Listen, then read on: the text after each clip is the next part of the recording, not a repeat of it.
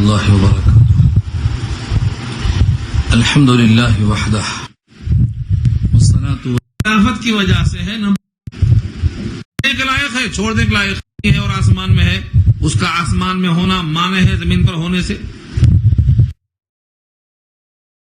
یہ کہتے ہیں القمر معنا، چاند ہمارے ساتھ ہے، یہ عرب کا محاورہ ہے، حالانکہ چاند بہت اوپر ہے ہم نیچے۔ اس چاند کے محاورے پہ قیاس کرتے ہیں اللہ کو، جبکہ چاند ہمارے ساتھ ہے، یہ محاورہ ہے اور وہ چاند کے لیے خاص ہے۔ اللہ کو اس چاند پر قیاس کرنا غلط ہے، کیونکہ اللہ نے کہا ایسا کمثلہ شیء، وہ جیسی کوئی شے نہیں۔ جب وہ جیسی کوئی شے نہیں تو کسی شے پہ قیاس کرنا غلط ہے۔ اللہ پر کسی کی تشبیہ دینا، کسی کی تمثیل دینا غلط ہے۔ اللہ کو سمجھنا ہے تو آیتوں سے ہی سمجھو۔ اللہ اس آیت میں واضح فرماتے ہیں کہ وہ تمہارے ساتھ ہیں، تم کہیں بھی ہو۔ اب یہ کہتے ہیں علم کے ساتھ، ہم تسلیم کرتے ہیں بے شک علم کے ساتھ ہیں، لیکن اس سے ذات کے ساتھ نہیں ہے، نفی نہیں ہوتی، کیونکہ علم اور ذات میں فرق نہیں کر سکتے آپ۔ اللہ کی ذات آسمان پہ ہے اور علم زمین پہ، تو علم میں اور ذات میں کتنا فاصلہ ہے، کتنا بعد ہے، کتنا دوری ہے، بتا سکتے ہیں آپ؟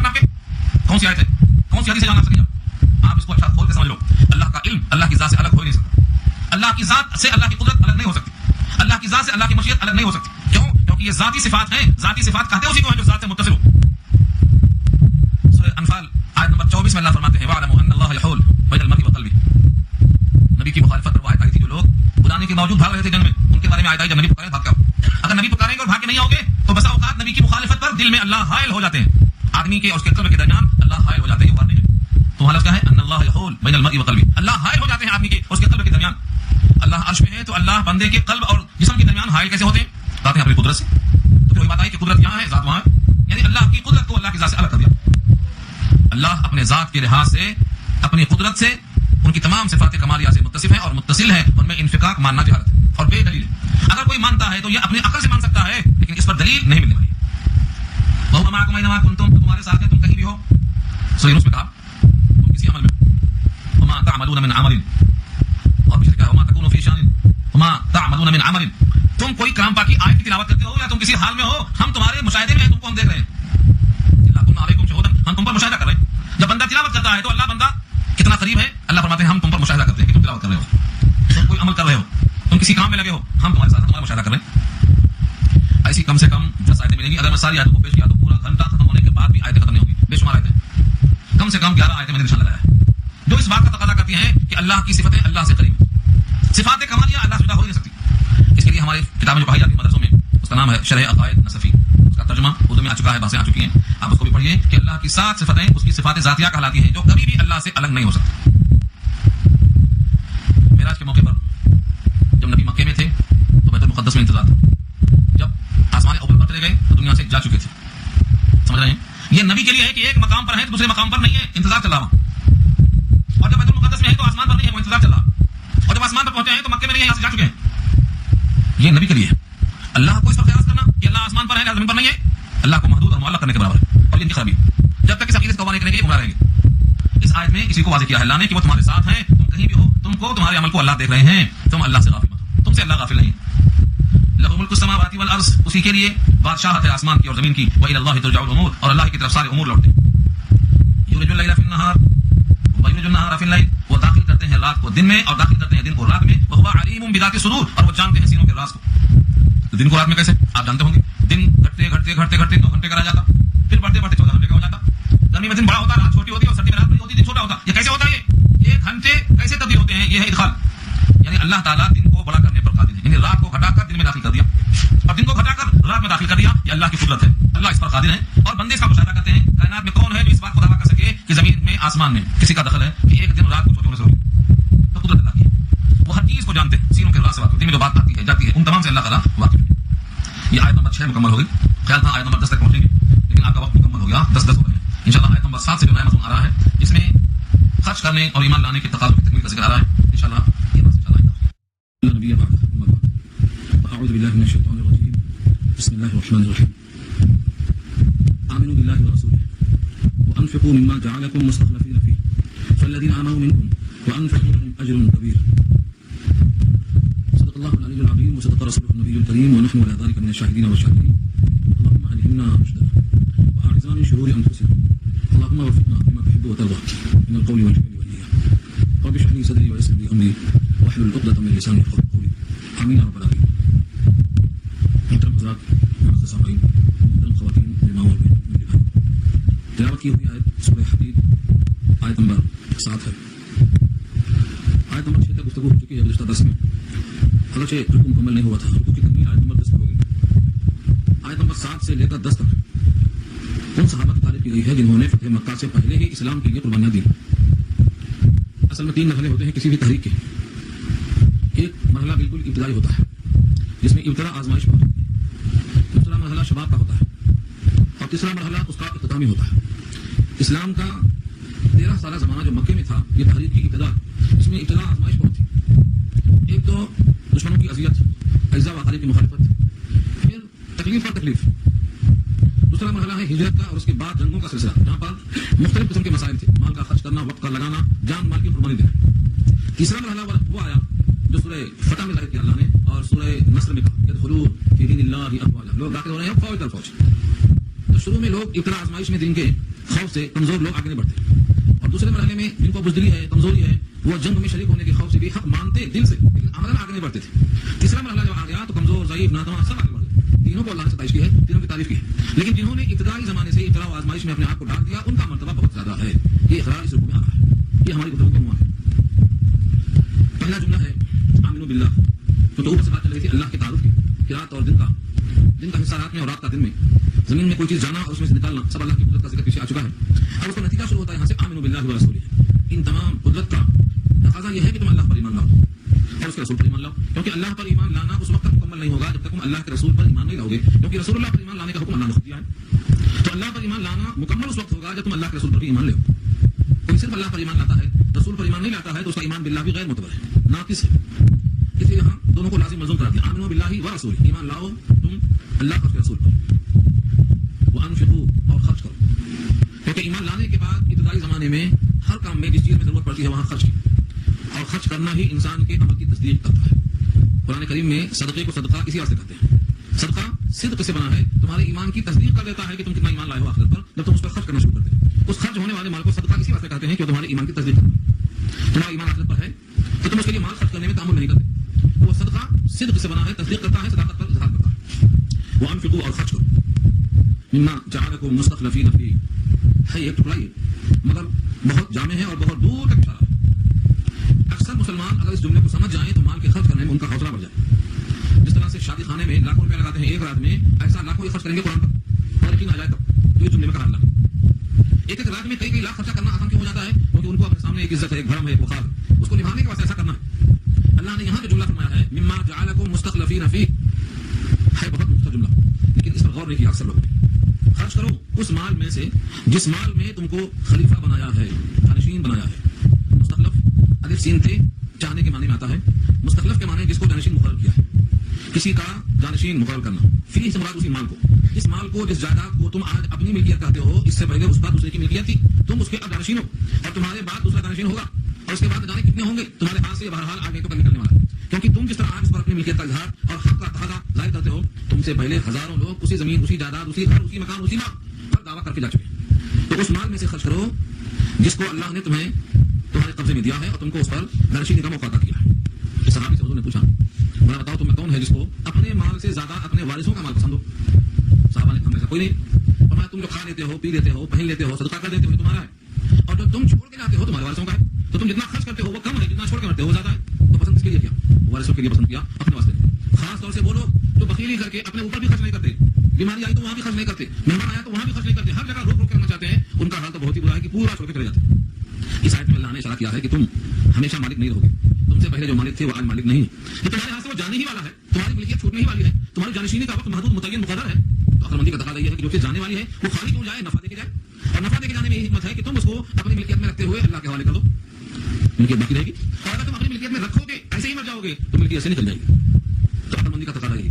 اس آیت پر ایک حدیث ترمذی کی ہے جناب عائشہ سے، وہ فرماتے ہیں کہ ایک بکری ذبح کیا، پوری تقسیم کر دیا. ایک رام حضور کے واسطے رکھ لیا، اگلی دست جو آپ کو پسند تھی. آپ تشریف لائے، فرمایا کہ کچھ گوشت بچا ہوا ہے، فرمایا کہ ہاں ایک اگلی دست بچی ہوئی ہے آپ کے لیے، باقی سب ختم ہو گئی. آپ نے کہا تم اسے ختم کرتی ہو، وہ سب بچ گئی ہے کیونکہ وہ تم نے اللہ کے نام پہ دے دیا ہے اور وہ اللہ کے پاس جمع ہو گئی، تم کو اس کا اجر ملے گا. اور جو بچ گئی ہے یہ تم کھاؤ گی، اس کھانے پر تمہیں کوئی اجر نہیں ملے گا، اس لیے یہ ختم ہو گئی. تو جو باقی بچی ہے یہ فنا ہو گئی، اور جو تم نے اللہ کے نام پہ دے دیا ہے وہ باقی ہو گئی. یہ فرمایا مستخلفین فیہ. آج کتنے مسلمان ہیں جو اس بات پر غور کرتے ہیں کہ میری جائیداد کروڑوں کی ہے، آل وقف بورڈ کے حوالے کروڑوں کی جائیداد ہے. ایسے کیسے لوگ کیا کر رہے ہیں؟ دیکھ رہے ہیں قبرستانوں کا حال کیا کر رہے ہیں، بلڈنگوں کا حال کیا کر رہے ہیں، اس کی جائیدادوں کا حال کیا کر رہے ہیں. جنہوں نے وقف کر دیا صحیح نہیں ہے، ان کو تو اجر ملے گا. اب جو غلط استعمال کریں گے وہ بھگتیں گے. لیکن جو لوگ وقف کیے بغیر چلے جا رہے ہیں وہ دوسرے قبضے میں آ جا رہی ہے. اور جب زیادہ پیسہ آ جاتا ہے کسی بھی نسل میں تو وہ اپنے اثرات چھوڑتی ہے. اولاد اتنا با اخلاق نہیں رہ پاتی جتنا ہونا چاہیے. اولاد کے واسطے چھوڑا تھا تاکہ وہ اچھی رہے، اور جس کا اخلاقی بھی لگا وہ کیا اچھی رہے. تو جتنے بھی بڑے بڑے لوگ ہیں ان کی اولاد میں اخلاق چلا جاتا، اور اخلاق سب سے وزندار چیز انسان کے لیے. جس میں اخلاق نہیں اس میں کچھ بھی نہیں، ختم ہوگا. ایک انسان اور حیوان میں فرق اخلاقی سے ہوتا ہے. جس طرح سے کافر اور مومن میں فرق ایمان سے ہوتا ہے، ایسے ایک انسان اور حیوان میں جو فرق ہوتا ہے وہ اخلاق سے ہوتا ہے. اخلاقی انسان کو بلند کرتا ہے. تو سب کچھ کرتے ہیں جانشین کے لیے، اور جانشین کے لیے ہم سب چھوڑ کے چلے جاتے ہیں. یہاں اللہ نے فرمایا جب تمہیں معلوم ہے کہ تمہاری جانشینی بہت محدود ہے، اس لیے تمہیں چاہیے کہ تم اس میں سے خرچ کرو. ایمان لاؤ اللہ پر، اس کے رسول پر، اور خرچ کرو اس میں سے جس میں تمہیں اللہ نے جانشین بنایا ہے. مطلب اس کی محدود مدت. کروڑوں کی جائیداد کے لوگ مالک ہوتے ہیں، پھر جیسے ہی مرتے ہیں وہ ملکیت بنا کسی دکھائی پڑھائی کے خود بخود بدل جاتی ہے. آدمی مر جائے تو مرنے کے بعد ملکیت ختم، خود بخود اس کی میراث منتقل ہو جاتی ہے.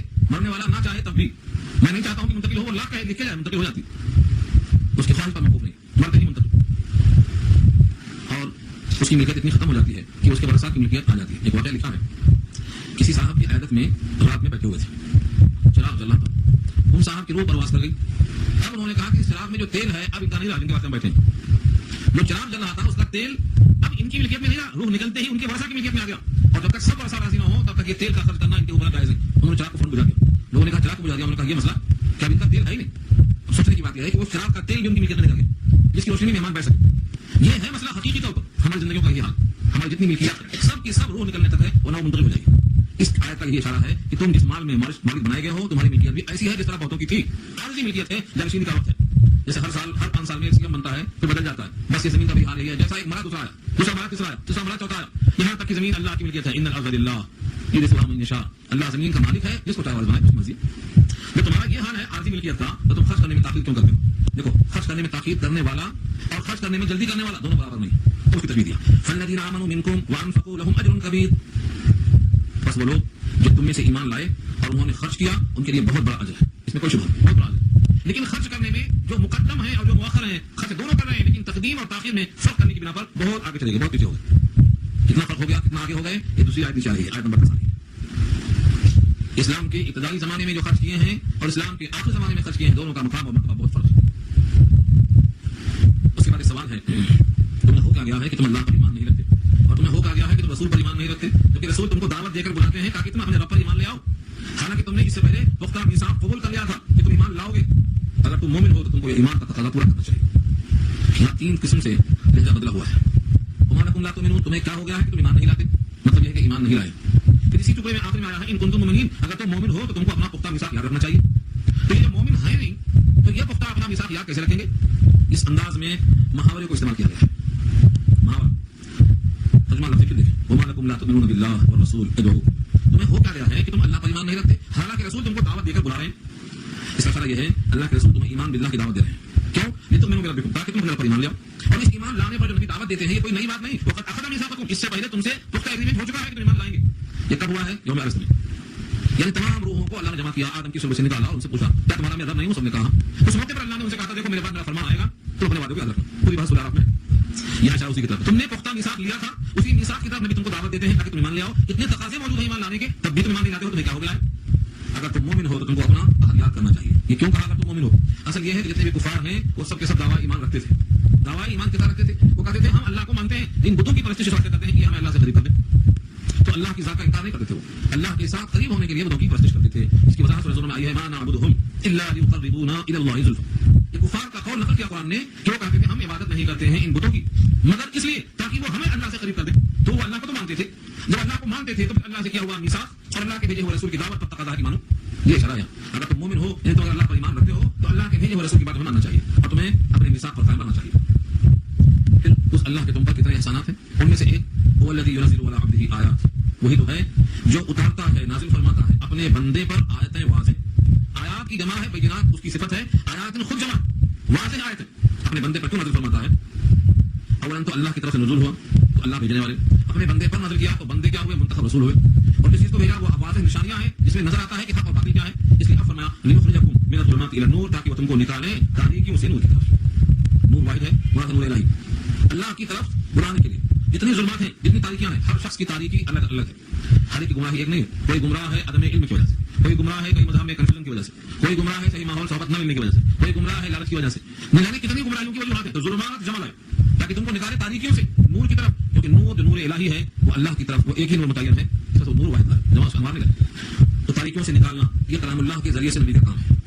وَإِنَّ اللَّهَ بِكُمْ رَءُوفٌ رَحِيمٌ, اور بے شک اللہ تم پر البتہ شفقت کرنے والے مہربان ہے. رحیم مانے مہربان اور رؤوف مانے شفقت کرنے والے, اور لام زبر اللہ البتہ کے معنی میں ضرور بھی ضرور شفقت کرنے والے رحم کرنے والے. اسی شفقت کا اسی ترحم کا تقاضا تھا کہ اپنی واضح نشانیاں بھیجی. آیتیں اگر غیر واضح ہوتی تو رجھ گرا جاتے. آیتوں کو بھیجا اور واضح بھیجا اور اس کے لیے اپنا کامل بندہ منتخب کیا جو تم پر بے انتہا حریص ہے کہ تمہارا ایمان تمہارے قلب میں بیٹھ جائے.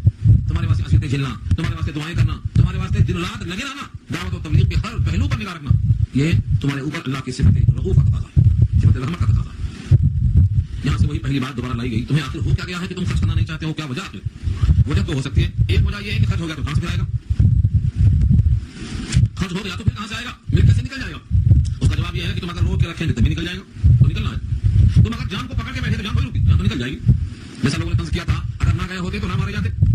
کافروں نے کہا تھا ہماری بات مان کے نہ گئے ہوتے تو نہ مارے جاتے. لو تھا نہ قتلوا. اللہ نے کہا ٹھیک ہے وہ گئے مارے گئے, تم گھر میں جا کے بچ جاؤ. روکو اپنی موت کو. قل فادرؤوا عن انفسکم الموت, اپنی موت کو تم خود روک کر دیکھ لو. ظاہر یہ ہے کہ اگر وہ تمہاری بات نہیں مان کر غلطی کر گئے چلے گئے مر گئے تو تم اپنے آپ کو روک چکے ہو نا. تم دکھا دو زندہ رہ کر ہمیشہ کے لیے. تو نہ جانا بچنے کا سبب نہیں, بچنا تو ہے ہی نہیں. ہر کو مر گئے, میدان میں مرتا یا بستر میں مرتا.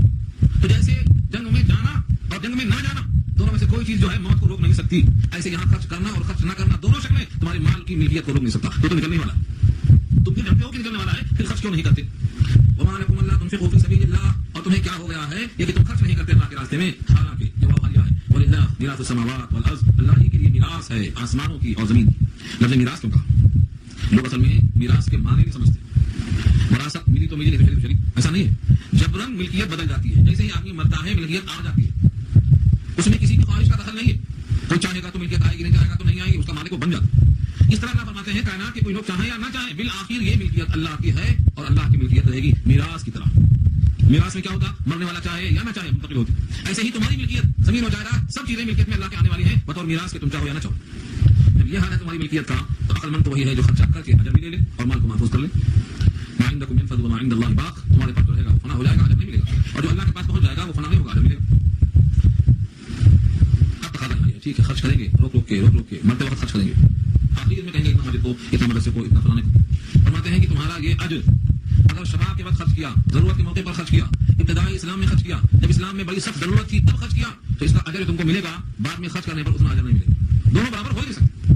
اس طرح میں شروع میں کہا تھا کہ ابتدائی اسلام میں مکہ کے 13 سال میں جنہوں نے خرچ کیا, پھر جنگوں کے اوقات میں جنہوں نے خرچ کیا, اور جنہوں نے سارے ملکوں کے فتح کرنے کے بعد فتح مکہ کے بعد خرچ کیا, ان تینوں کا خرچ کرنا برابر نہیں ہے. اللہ نے فرق کر دیا. ایک نے غربت میں اور نا امیدی کے باوجود کہ پتہ نہیں ہمارا کیا حال ہونے والا ہے, مکہ میں مکمل آزمائش کے دور میں پھر بھی انہوں نے مال کو خرچ کیا. اور کچھ لوگوں نے دیکھا مکہ فتح ہو گیا, سب اسلام میں داخل ہو گئے, فرض الفرض اب قربت کے لیے خرچ کرنا شروع کر دیا, تو یہ خرچ اور وہ خرچ برابر نہیں ہو سکتے. آگے جملہ یہ ہے لا یستوی منکم, برابر نہیں ہے تم میں سے, من انفق, جنہوں نے خرچ کیا, من قبل الفتح, فتح مکہ سے پہلے, وقاتل, اور قتال کیا, یعنی فتح مکہ سے پہلے جنہوں نے خرچ بھی کیا اور قتال بھی کیا, ان کے برابر وہ نہیں ہوں گے جنہوں نے فتح مکہ کے بعد اس کام میں شرکت کیا. دونوں برابر نہیں. لا یستوی, جب اللہ نے لا یستوی منکم کر دیا, تم میں سے ہر شخص برابر نہیں ہے, تمہارا یہ ہوا کہ بہت بڑا فرق ہے. اگر تھوڑا بڑا فرق ہوتا تو اللہ اتنا بڑا فرق ظاہر نہیں کرتا کہ تم سب برابر نہیں. فتح مکہ سے پہلے جن لوگوں نے خرچ کیا, ابھی عالم اسلام میں یہ فکر چل رہی تھی کہ پتہ نہیں یہ لوگ جیتیں گے کہ ہاریں گے, پہلے کا اسلام کا ختم ہو جائے گا. یہ مکہ کے 13 سال کیفیت رہی. جنگوں میں بھی جب تک مکہ فتح نہیں ہو گیا ہے تب تک رکاوٹیں ہوتی رہیں. غزوہ خندق میں بھی سب نے گھیر لیا تھا کہ سب مل کے ختم کر دو, تو ابتدائی اسلام سے لے کر یہاں تک مصیبتیں بڑھتی رہیں. لیکن جب مکہ فتح ہوگا تو رکاوٹیں ختم ہو گئی. اب جو خرچ کرنے والے ہیں یہ فراوانی سے خرچ کریں گے, اب تو اسلام غالب آ ہی گیا, اب تو کوئی شکل ہے ہی نہیں, دوسرا پہلو نہیں آ سکتا. اس فکر کی وجہ سے جیسے حضرت موسیٰ پر جادوگروں کا جو مقابلہ ہوا تھا, کچھ لوگ موسیٰ پر ایمان جب لے آئے تھے تو فرعون کا ظلم زور تھا, کچھ لوگ موسیٰ پر ایمان اس وقت لائے جب جادوگروں کا مقابلہ ہوا اور موسیٰ غالب آ گئے. یہ بھی حالت شباب میں تھے کشیدگی کی. کچھ لوگ اس وقت اسلام میں آئے جب فرعون غرق ہو گیا, مر گیا, تباہ ہو گیا, اور غلبہ ہو گیا بنی اسرائیل کا موسیٰ کا. تو تینوں بابر کیسے ہو جائیں گے؟ یہی حال ہر جگہ, ہر کام میں یہی حال. ابتدائی طور پر جو قدیم الاسلام ہو یا شروع سے کام میں لگا ہوا ہو, اس کا حق زیادہ ہوتا ہے. یہی یہاں ظاہر کرنا مقصد ہے. قرآن کریم کے ساتھ لگے رہنے والوں کا بھی حال ہے, جو زندگی بھر قرآن کریم میں لگے رہتے ہیں, اور جو کبھی بعد میں موقع ملا جڑ جاتے ہیں, دونوں کا مقام فرق. ہر نیک عمل کا یہ حال ہے. جو نیک عمل کو پہلے شروع کرے گا اس کا اجر زیادہ ہوگا بعد میں جڑنے والوں کے مقابلے میں. الاول فالاول, الا یہ کہ وہ کام تکمیل کو پہنچنے والا بعد میں آنے والا. جیسے نبوت کا کام ہے, نبوت کا کام آدم نے شروع کیا, نوح نے اس میں اپنی طاقت لگائی, ابراہیم نے شباب تک پہنچایا. لیکن جب نبی کا زمانہ آیا تو آپ نے نبوت کی قصر کی تکمیل اپنی محنتوں سے کر دیا. تو ایک کام کی تکمیل اگر کیا کسی بات والے نے تو یہ باقی رہ جائے گا, یہ اصول ہے. وہاں اول آخر نہیں دیکھا جائے گا، کیونکہ وہاں کام کی تکمیل کسے ہوئی دیکھا جائے گا. اور اس کی مثالیں بھی حدیث میں آتی ہیں. وہ مثال میں دے کے آگے بڑھتا ہوں. نبی صلی اللہ علیہ وسلم نے امت محمدیہ کی خوشخبری کے واسطے کہا تمہاری مثال اور یہود کی مثال اور نصارہ کی مثال میرے سامنے ایک مزدور سے دیتا ہوں. فرمایا کہ ایک مالک نے کہا ایک مزدور سے یہ کام کر دو، تمہیں ایک قیراط ملے گا. وہ مزدور کام کرتے کرتے جب دوبارہ ہو گیا تو بولا میں اب تھک گیا، اب میں کام نہیں کروں گا، تو دینا ہے تو نہیں دینا مت. مالک نے ایک قیراط دے دیا، حالانکہ کام مکمل ہے کیا، ابھی تو ختم ہی نہیں ہوا. مالک نے احسان کیا، ایک قیراط دے دیا. دوسرا مزدور اسی کام کے واسطے لائے، اس نے بھی کام کیا اثر کے وقت آیا تو کہا بس میں تھک گیا، میں نہیں کرتا، جو میری ہمت سے کر دیا. مالک نے اس کو بھی ایک قیراط دے دیا، ابھی کام باقی ہے، وقت کم ہے اور تنگ ہے. تیسرا مزدور لایا گیا جس نے اثر سے مغرب تک میں وہ کام مکمل کر لیا، وقت کم تھا لیکن کام اس نے مکمل کر لیا. مالک نے خوش ہو کر ایک کے بجائے 2 قیراط دیا. پہلے والوں نے گھر لیا، کہا اس نے بہت کم ٹائم میں کام کیا ہے، صرف 2 گھنٹے کام کیا اس کو 2 قیراط ملے، اور ہم نے 4 گھنٹے کام کیا، ہم کو 1 قیراط ملے. مالک نے کہا تم پر ظلم کیا گیا کیا، تم سے جو کام بتایا گیا تھا تم سے ہوا نہیں، تم سے جو مزدوری مقرر کی گئی تھی کم کام کے باوجود تم کو پوری دی گئی. تو کہا ہاں مزدوری برابر دی گئی. کہا اس کو جو بڑھ کے دی گئی یہ میرا فضل ہے، میں سوچا ہوں دے سکتا ہوں. فرمایا نبی صلی اللہ علیہ وسلم نے پہلا مزدور یہودی ہے اور دوسرا مزدور عیسائی ہے اور تیسرا مزدور امت محمدیہ. کم ٹائم میں کام مکمل کر دیا، اس وقت 2 قیراط کا حقدار بن گیا. جنت میں 2/3 نہیں ہوگا. اسی لیے تو اگر کام کی تکمیل کوئی کر رہا ہے تو اس میں مقدم موقع کا لحاظ نہیں ہوگا، لیکن جہاں تک سوال ابتدا کا ہے بنیاد ڈالنے والے کا، اس کا اجر بہرحال زیادہ ہوتا ہے. کبھی اس طرح سے کہا جائے گا، کبھی اس طرح سے. اور یہ دونوں مثالیں موجود ہیں. یہاں صحابہ کرام کی ابتلا اور مصیبت کا جو زمانہ تھا وہ بہت سخت تھا. ان کی مجاہدانہ شفقت، محنت اور ایثار، قربانی، بھوک اور پیاس، صبر، یہ سب اللہ کے نبی کی صحبت کا نتیجہ تھا. انہوں نے ایسے ایسے کام کیے ہیں کہ ان کی ایک نیکی سے زندگی بھر کی کمائی مل سکتی تھی. ان کی ایک نیکی ان کی ایسی ہوتی ہے، زندگی میں گھر میں ایسی بہت نیکیاں ہوتی تھی. ہر نیکی کا یہ عالم ہے کہ ایک نیکی زندگی بھر کے واسطے بھری ہوتی تھی. حضرت عمر نے کہا مثال میں کہ صدیق اکبر اگر مجھے 1 رات کی نیکی دے دیں تو عمر فاروق اپنی زندگی بھر کی نیکی دینے کو تیار ہو اس کے بدلے میں. تو کیا ہو جاتی ہے؟ وہی وجہ تھی کہ ان کا ایک نیک عمل اتنا بھاری تھا. فرمایا کہ ابو بکر صدیق نے نبی صلی اللہ علیہ وسلم کے ساتھ جو رات تنہائی میں گزاری ہے ہجرت کی شب میں، اس غار کے اندر، غار ثور کے اندر، وہ ایک شب میں جو حضور ابو بکر صدیق کی رات پہ سر رکھ کے سوئے ہیں، انہوں نے انگوٹھا لگایا ہے، سلاخوں کو بند کیا ہے اور سامنے رکھ دیا ہے اور حضور نے وہاں پہ دھیان لگایا ہے. وہ ایک رات کی نیکی اگر ابو بکر صدیق مجھے دے دیں تو عمر فاروق زندگی بھر کی نیکیاں دینے کو تیار ہو جائے. اس کا مطلب بتانا چاہتا ہوں میں آپ سے کہ ان کی ہر نیکی کا یہ حال ہوتا تھا کہ ایک آدمی کی زندگی بھر کی نیکی ان کے ایک نیکیوں کے برابر ہوتی. یہ خلوص نبی کی صحبت کی برکت ہے. یہ صرف صدیق اکبر کے ساتھ نہیں ہے، یہ ہر ایک صحابی کے ساتھ ہے. کہیں نہ کہیں ہماری کوتاہی ہے کہ ہم نے صحابہ کی حیات نہیں پڑھا. اس صحابی نے حضور کے ساتھ کیا سلوک کیا، کیسا کیا، کہاں کے ساتھ دکھایا، کہاں قربانی اس کی ہے، کون سے موقع پر کیا اس نے پیش کیا. کیونکہ صحابہ کے واقعات ہم پڑھتے نہیں، ہم کو معلوم نہیں. بعض صحابی کے واقعات سمجھ میں نہیں آتا ہے کہ ان کو اللہ نے اتنا درجہ کیسے دیا تھا، ان کا ایمان اتنا مضبوط کیسے تھا. ایک صحابی ہیں جن کی گواہی 2 آدمی کے برابر ہے. سنا کبھی آپ نے قصہ؟ سنیں گے. ایک صحابی ہیں جن کی گواہی برابر ہے 2 آدمی کی گواہی کے. کیوں؟ اسی ایمان کی جرأت کی وجہ سے. طریق قصہ بخاری میں خزیمہ انصاری ہے، وہ عجیب و غریب نبی صلی اللہ علیہ وسلم کی انہوں نے ایک تصدیق کی، ایک موقع پر تصدیق کی. اس تصدیق سے حضور نے خوش ہو کر فرمایا کہ ان کی گواہی 2 گواہیوں کے برابر ہے. کیا مقام تھا اس صحابی؟ باقی آپ کہیں گے تو سنا دوں، حالانکہ موضوع نہیں ہے میرا. ایک گھوڑا خریدا حضور نے، گھوڑا خریدا ایک آدمی سے. وہ گھوڑے کے بارے میں فرض کرو، صحیح قیمت کیا تھی وہاں ذکر نہیں ہے، فرض کرو 100 روپیہ طے ہوئی. آگے جا کر اس نے حوالہ تھا کہ ٹھیک ہے یہ گھوڑے پر تم یہاں سے وہاں تک جانا، وہاں جا کے گھوڑا ہمارے حوالے کر دینا. مطلب بیچنے کے باوجود بھی استفادہ استعمال کرنے کی اجازت دی گئی. وہاں مقام پر جب گیا تو دوسرا گراہک مل گیا. اس نے بجائے 100 روپے کے پر قیمت دیا. اس نے کہا ٹھیک ہے میں آپ کو دیتا ہوں. آپ نے کہا تم یہ گھوڑا اتنے میں مجھے بیچ چکے ہو، تم کو بیچنے کے بعد پھر بیچنے کا نہیں ہے، تمہیں اس مقام تک آنے کا اختیار دیا گیا تھا بیٹھ کر کہ اس مقام تک ہم اس پر سواری کریں گے اور وہاں آپ کے حوالے کر دیں گے، لہٰذا تم کو دوبارہ بیچنے کا نہیں ہے. اس نے کہا گواہی لو. وہ صحابی پہنچ گیا. انہوں نے کہا میں گواہی دیتا ہوں کہ اس گھوڑے کو تم نے حضور کے ہاتھ میں بیچ دیا تھا 100 درہم میں اور آپ کو دوبارہ بیچنے کا نہیں ہے. کہا اللہ کے نبی نے کہ تم گواہی کیسے دے رہے ہو؟ کہا میں گواہی دے رہا ہوں آپ کی گواہی کی وجہ سے. میں نے آپ سے ابھی بھی سنا ہے اور جب آپ نے یہ بات کر دی ہے تو میں آپ کے اس کہنے پر گواہی دینے کو تیار ہوں. حضور نے ان کے اس ایمان کی ستائش کی اور میں آج سے ان کی گواہی 2 گواہوں کے برابر ہوگی. اس بات دیکھا صحابہ کا. اس لیے میں کرتا ہوں صحابہ کے واقعات پڑھنا چاہیے. معلوم ہوتا ہے کہ ان کو ایمان کی کتنی جرأت تھی اور کتنا بے مثال ان کے کارنامے. خاص طور سے جو زمانہ آزمائش کا تھا، ابتلا کا تھا، جو قدیم الاسلام صحابہ ہیں ان کا پہلے پڑھنا چاہیے. ان کی جرأت اور ان کی جانبازی آپ کو بہت انشاءاللہ نکھار لائے گی. تو فرمایا تم میں سے جو شخص خرچ کر چکا ہے فتح مکہ سے پہلے اور قتال کر چکا ہے وہ اور بعد والے خرچ کرنے والے دونوں برابر نہیں ہو سکتے. حضرت مفتی شفیع صاحب نے لکھا ہے مقام صحابہ، چھوٹی کتاب ہے بہت مختصر. ان میں ساری آیتوں کو جمع کر دیا ہے، سارے واقعات جمع کیا ہے، ذرائع جمع کیا ہے کہ جن لوگوں نے نبی صلی اللہ علیہ وسلم پر خرچ کیا ہے فتح مکہ سے پہلے بعد والوں کا وہ مقام نہیں ہے. اس کا مطلب صرف درجات کا فرق ہے، درجات کا فرق ہے ان کی آزمائش کی وجہ سے. لیکن مجموعی طور پر ہر صحابی سے وعدہ اللہ کا ہے جنت کا. یہ دیکھنا ہے سر.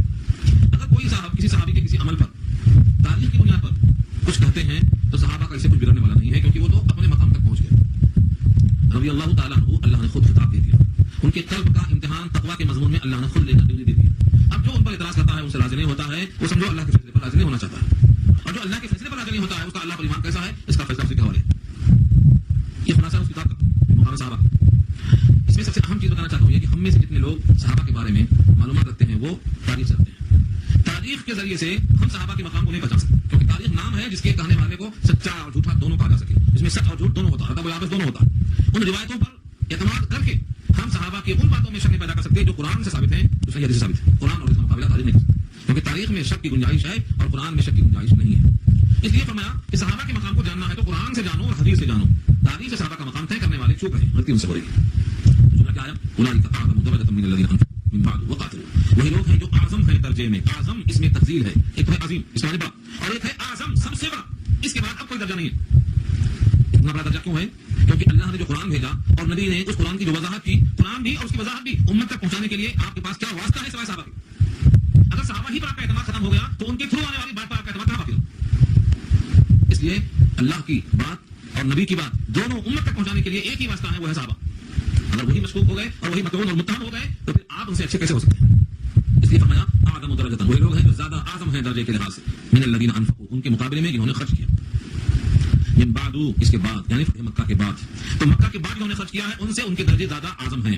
وقاتلوا, اور انہوں نے قتال بھی کیا ہے جو فتح مکہ کے بعد ہیں, ان کے باوجود ان کا مقام زیادہ اونچا ہے جو فتح مکہ سے پہلے قتال بھی کیا اور خرچ بھی کیا. یہ تو وہ فرق درجے میں در فرق مراتب نہ کوئی زندگی فرق مراتب کرنا پڑے گا, لیکن مراتب میں فرق کے باوجود اگلا ٹکڑا اللہ کا دے رہا ہے وَكُلًّا وَعَدَ اللَّهُ الْحُسْنَى, اور اللہ نے جنت کا وعدہ ہر ایک سے کیا ہے, ہر ایک صحابی سے. الحسنى جس کے معنی اچھا وعدہ, الحسنى کے معنی جنت, وعد اللہ وعدہ کیا اللہ نے, کلن کے معنی ہر ایک. جتنے بھی صحابی ہیں فتح مکہ کے بعد آئے ہوں, انہوں نے خرچ کیا ہو, قتال کیا ہو, یا فتح مکہ سے پہلے قتال کیا ہو, خرچ کیا ہو, جنت کا وعدہ ہر ایک سے. اس آیت میں ہر صحابی کی جنت کا وعدہ ہے. یہاں پر جو آیت ہے اگر اس مضمون کی تاکید چاہیے تو ایسی ایک آیت اور ملے گی آپ کو سورہ انبیاء میں. وہ اللہ فرماتے ہیں ان الذین سبقت لهم منا الحسنى اولئک عنها مبعدون لا يسمعون حسیسا وهم فی ما اشتهت انفسهم خالدون. جن کے لیے جنت کا ہم نے وعدہ کر لیا ہے وہ جہنم سے اتنا دور رہیں گے کہ جہنم کی ان کو آہٹ بھی محسوس نہ ہوگی, آہٹ بھی محسوس نہیں ہوگی ان کو. تو کیا ہوا؟ جنت کا جن سے وعدہ ہے وہ جہنم سے اور اس کی ہولناکیوں سے دور رہیں گے, ان کی آہٹ بھی ان کو محسوس نہیں ہوگی. ہاں, بعض روایتوں میں صحابہ کرام پر کچھ عذاب برزخ کے ثابت ہیں. برزخ کے عذاب کا تذکرہ کیا ہے مفتی شفیع صاحب نے اس آیت کے ذیل میں معرفت القرآن میں, کہ اگر کسی صحابی کو کسی وقت کسی گناہ کے بعد توبہ کا موقع نہیں ملا اور اس گناہ کی وجہ سے اللہ نے بجائے معاف کر دینے کے برزخ میں برزخی عذاب بھی رکھا تو یہ امکان کے درجے میں ہے, امکان کے درجے میں ہے. لیکن اس سے آخرت میں کسی عذاب کا کوئی امکان نہیں ہے, کیونکہ دھلائی کے لیے یہ بے شکل ہے. یہ بطور امکان کے ہے. جیسے عذاب قبر کے بارے میں واقعہ آتا ہے, تفصیلی بات مٹی میں سنی آپ. کوئی صاحب پیشاب سے نہیں بچتے تھے, چغلخوری میں تھے, ان پر عذاب ہوا, اور بھی بعض صحابہ کا تذکرہ ہے. لیکن وہ سب کون سے ہیں؟ جو فتح مکہ کے بعد اسلام میں لائے ہیں, نبی کی صحبت زیادہ ان کو نہیں مل سکی, اور جن کو نبی کی صحبت ملی ہے جو فتح مکہ سے پہلے اسلام میں آئے ہیں, ان کا تو حال اللہ نے نبی سے واضح کروا دیا ہے کہ وہ کچھ بھی کریں ان کی مغفرت ہو چکی ہے. اتنا زیادہ اللہ نے ان سے راضی ہونے کا اعلان کیا ہے کہ ایک واقعہ نقل کیا ہے امام بخاری نے کہ نبی کریم صلی اللہ علیہ وسلم کے ایک صحابی حاتب جو بدری صحابی ہیں, حاتب ابن ابی بلتہ, انہوں نے کفار قریش کو ایک خط لکھ دیا جس میں نبی کے راز کو فاش کیا کہ تم پر آپ اسلام والے حملہ کرنے جا رہے ہیں. نبی صلی اللہ علیہ وسلم کو جبریل نے آ کر بتا دیا کہ آپ کے آدمی نے کافروں کو مطلع کر دیا ہے, اور یہ خط لکھ کر ایک عورت کو بھیج دیا. نبی صلی اللہ علیہ وسلم نے اس جبریل کی خبر کو فوراً 2 صحابی کو بھیجا. 2 یا 3 کا نام دیتا ہے بخاری میں, اس میں ایک حضرت علی تھے, باقی 2 اور صحابی تھے. 3 صحابی یا 2 صحابی. حضور نے کہا تھا وہ عورت موقع ایک ہے, اس کا نام ہے روضہ خاخ, خے الف خے, اس کا ایک باغ ہے, خاخ باغ کا نام تھا, ایک مقام کا نام تھا, اسی باغ کی نسبت سے وہ عورت وہاں پہنچی. اس وقت اب تم اس کا اندازہ کر کے پہنچو, اس کے پاس خط ہے, وہ لے کے یہ واقعہ پڑھتے وقت سوچنا پڑتا ہے کہ اللہ صحابہ سے کتنا چاہت رکھتے ہیں. خط لے کے طویل قصہ ہے بخاری میں, دونوں صحابہ, چاروں خلیفہ ترتیب خلافت پر سب سے افضل, پھر وہ 10 صحابہ جن کو اشر کہا جاتا ہے, پھر وہ جو 12 جنہوں نے پہلی بیعت کی تھی عقبہ اولا میں, اور اس کے بعد جو 72 جنہوں نے دوسرے سال بیعت کی تھی, اور تیسرے وہ جو بدر میں 313 آئے تھے. یہ ترتیب ہے فضیلت کی. اس کے بعد جتنے لوگ فتح مکہ سے پہلے ایمان لائے تھے, اس کے بعد جو لوگ اپنے ایمان کے ساتھ نبی کو دیکھا ہو, نبی پر ایمان کے ساتھ خاتمہ ہوا ہو, چاہے انہوں نے ایک لمحے کے واسطے بھی حضور کو دیکھا ہو, یہ ساری امت سے افضل ہے. یہ ترتیب ہے. تو قدیم الاسلام ہونا خصوصاً بدر سے پہلے اللہ نے ان کے واسطے اعلان کر دیا ہے تم جو چاہے کرو بڑی مغفرت ہوگی. یہ کب کہا جاتا ہے؟ جب کسی کے عمل پر بھروسہ اتنا ہو جائے کہ ہمارے خلاف نہیں کرے, اور وہ بھی اللہ کی ذات نے فیصلہ کیا جو علیم ہے, کائنات کا ہر علم اس کے پاس موجود ہے. اس لیے صحابہ کرام کے بارے میں کچھ کہنے سے پہلے اپنا محاسبہ کر لینا چاہیے کہ ہمارا کیا حال ہے. اللہ فرماتے ہیں وہی لوگ ہیں سب سے زیادہ اعظم درجے کے لحاظ سے ان کے مقابلے میں جنہوں نے خرچ تو کیا ہے مگر اس فتح مکہ کے بعد خرچ کیا ہے, اور قتال بھی کیا ہے تو فتح مکہ کے بعد قتال کیا ہے. اگرچہ وعدہ اللہ کا جنت کا ہر صحابی سے, وَكُلًّا وَعَدَ اللَّهُ الْحُسْنَى, لفظ کل کو نہیں بولنا. ترمذی میں روایت حضرت جابر سے مروی ہے, وہ فرماتے ہیں جس نے مجھے دیکھا, حضور کا ارشاد ہے جس نے بحالت ایمان مجھے دیکھا اور میرے دیکھنے والوں کو بحالت ایمان دیکھا, ان پر بھی جہنم کیا حرام ہے, جہنم کیا حرام. اس کی وجہ کیا ہے؟ انبیاء تو معصوم ہوتے ہیں, صحابہ محفوظ ہوتے ہیں، یعنی جب تک توبہ نہ کر لیں موت نہیں آتی ہے، موت سے پہلے توبہ کی توفیق ہو جاتی ہے۔ اگر فرض کرو کسی کو توبہ کے موقع میں مہلت نہیں مل سکی، توبہ نہیں کر سکے ہیں، تو عذاب برزخ سے ان کی صفائی ہو جاتی ہے، اور جہنم کا عذاب کسی کے پاس نہیں ہے، سب سے محفوظ ہے۔ البتہ شفیع صاحب کی جو یہ رائے ہے کہ برزخ میں بھی ان کے لیے عذاب ثابت ہے، بعض حدیثوں میں وہ متکلم فی مسئلہ ہے، وہ ان کی شخصی رائے ہے، اتفاق نہیں ہے امت کا، کیونکہ امت کا اتفاق یہ ہے کہ صحابہ محفوظ ہیں، توبہ کے بغیر ان کی موت نہیں آئی، وہ عقیدہ ہے۔ یہ بعض حدیثوں میں استثناء ہے، اور آپ کہیں گے بعض حدیثیں کون سی ہیں جس کی بنا پر ایسا کہا گیا، ان حدیثوں کی بھی تعویل ہے، ان حدیثوں کو نقل نہیں کیا حضرت نے، لیکن جو مقام صحابہ کتاب ہے وہاں ان روایتوں کو نقل کیا ہوا، مطلب یہی ہے، وہ بخاری کی روایت ہے، اور ہم نے ان کو جمع کیا ہے مٹی کے گھر میں۔ مثلا ایک صحابی کا جنازہ جب دفن کیا گیا تو قبر نے دبایا، قبر نے دبایا، حضور صلی اللہ علیہ وسلم نے اللہ اکبر زور سے کہا، قبر نے چھوڑ دیا، پھر آپ نے سبحان اللہ کہا۔ صحابہ نے جب جملہ یہ سنا تو پوچھا کہ آپ نے اس سے پہلے ایسا کبھی نہیں کیا، تو فرمایا کہ اس کو وہاں پہ نام ہے، تاریخ ایسا ہے، وقت کم ہے، تفصیل نہیں کر رہا ہوں اس کی۔ سب چیزوں کے باوجود قبر نے دبایا، قبر میں دبانے کی جو صلاحیت تھی وہ قبر نے کیوں دبایا، یہ ہے اصل اشکال کی وجہ۔ جنہوں نے کہا قبر نے دبایا یہ عذاب ہے تو وہ عذاب برزخ کو مانتے ہیں، اس روایت کو وہاں نقل کیا ہے، اور جن لوگوں نے کہا کہ یہ قبر کا عذاب نہیں ہے بلکہ جیسے ماں اپنے بچے کو دباتی ہے، جب دیر سے ملتا ہے، صبح سے نکل گیا کھیلتا گھومتا چکرا کاٹتا، شام میں آتا ہے تو ماں اپنے بچے کو پکڑ کے طاقت سے بھیج دیتی ہے، اپنی محبت کا اظہار کرتی ہے، بچہ دب جاتا ہے، لگتا ہے کہ تکلیف ہو رہی ہے، مگر یہ ماں کی محبت ہے۔ تو اگر کسی صحابی پر قبر نے دبایا ہے تو یہ محبت ہے، یہ ہر توجیہ کرتے ہیں کہ قبر نے محبت سے دبایا، لیکن اس کے دبانے کو بہرحال لوگ نوٹ کر کے برزخ کا عذاب ظاہر کرتے ہیں۔ وہ دونوں روایتیں آپ مٹی کے گھر میں سنیے، تفصیل آئی اس کے اندر، اسی روایت کی بنا پر کہا گیا ہے۔ بہرحال اگر عذاب برزخ ہے بھی تو ہمیں اور آپ کو کتنا سوچنا پڑے گا کہ جس کو صحابیت کا شرف ہے اگر توبہ کے بغیر مر گیا ہے تو برزخ کا عذاب کا خطرہ موجود ہے، تو ہم کو اور آپ کو اس پر کتنا سوچنا چاہیے، روزانہ توبہ کرنا چاہیے، روزانہ جب کبھی بھی احساس ہو اپنے قبر کا تو ہمیں توبہ ہی کرتے رہنا چاہیے تاکہ عذاب قبر سے عذاب برزخ سے محفوظ ہو۔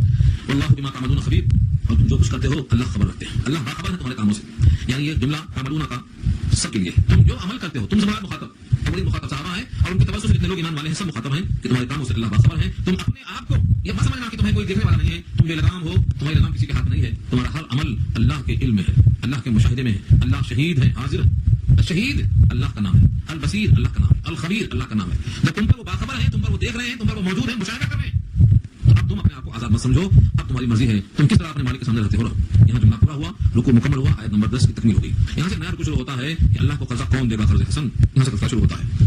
انشاءاللہ یہ گفتگو آئندہ ہوگی، دعا کر لیجیے۔